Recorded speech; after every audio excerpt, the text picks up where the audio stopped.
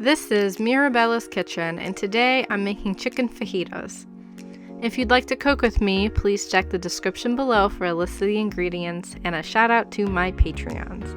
This is my recreation of chicken fajitas from an awesome Tex-Mex restaurant from my hometown that unfortunately closed at the end of 2019.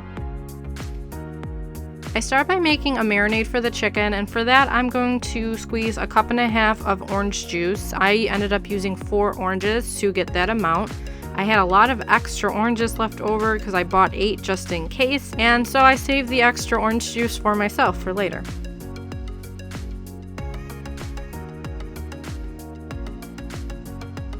Then I'm going to squeeze some limes to get a 1/2 cup of lime juice. I had, again, more limes than I needed. I only needed 5 limes to get to that amount. And the extra lime juice is saved for cocktails.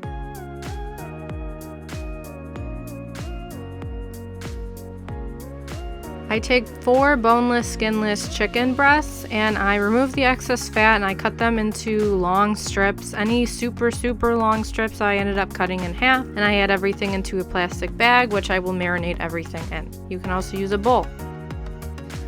I then add some seasoning, so I take 1.5 teaspoons of ground cumin, 1 tablespoon of chili powder,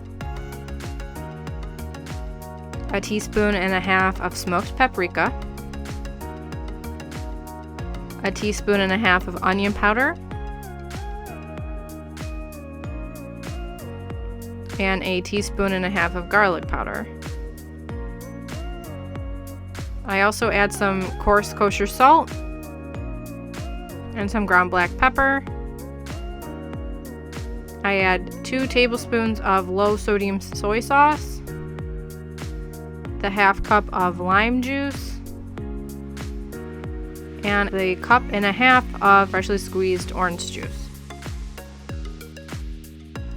I marinate this in my fridge for, I think I did it about 6 hours or so. Overnight obviously is a great thing to do if you have the time. I get all the excess air out of the bag and make sure I have a nice tight seal.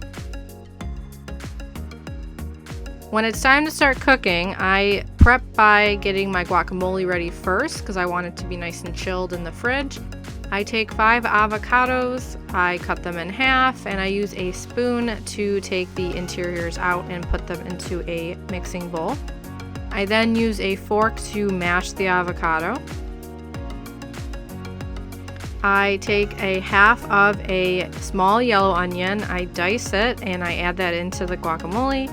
And I also add 1/2 of a lime squeeze and about 1 tablespoon or so of minced cilantro. Give everything a good mix. And I also add about 1 tablespoon of coarse kosher salt in. And then I put it in the fridge so it's nice and chilled. Next, I'm going to caramelize 3 pounds of yellow onions. So I take the onions, remove the skins, remove the root, and I cut the onions pole to pole, so with the grain of the onion.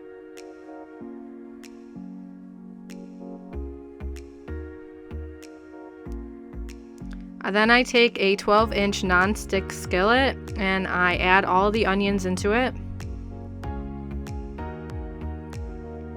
I add 3/4 cup of water.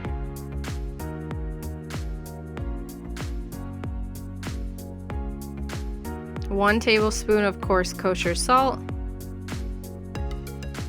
And 2 tablespoons of vegetable oil. I turn it over high heat, and once the water starts to boil and you can see the steam escaping around the onions, I take a lid and cover them and cook them for 10 minutes. Once the onions have cooked for 10 minutes, they should be about half the size they were before in the skillet, and I really pack everything down into the bottom and against the edges because now it's time to start caramelizing everything. And every 30 seconds or so, I flip the onions and then I really pack it down again into the bottom and into the edges and repeat this process for about 20 minutes. Caramelizing onions, like making French onion soup, is a labor of love. But this method is significantly faster, and I thank America's Test Kitchen for it. Once they look almost done and they're pretty brown, to make them extra dark, I take a tablespoon of water and 1/8 of a teaspoon of baking powder, and I dissolve that into the water and add that into the onions. Give everything a stir and continue cooking it the same method for about another 3 minutes.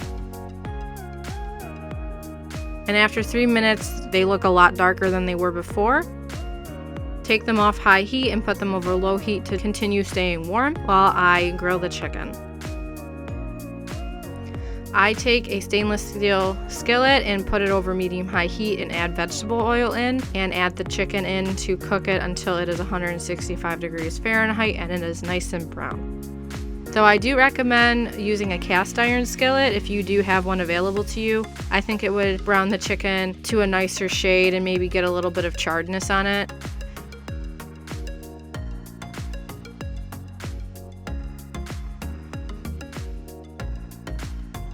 I also try to take care to heat up some flour tortillas, and I do that over medium-high heat for 10 to 15 seconds on each side. You can also warm them in a microwave. Once everything is nice and cooked, I take the flour tortilla, I add the caramelized onion, I add some strips of the chicken, and a generous, and I mean generous, portion of the guacamole, and that's chicken fajitas. Thanks for joining me today. I make new videos on cooking every Wednesday. Please support me on Patreon and on Facebook at Mirabella's Kitchen.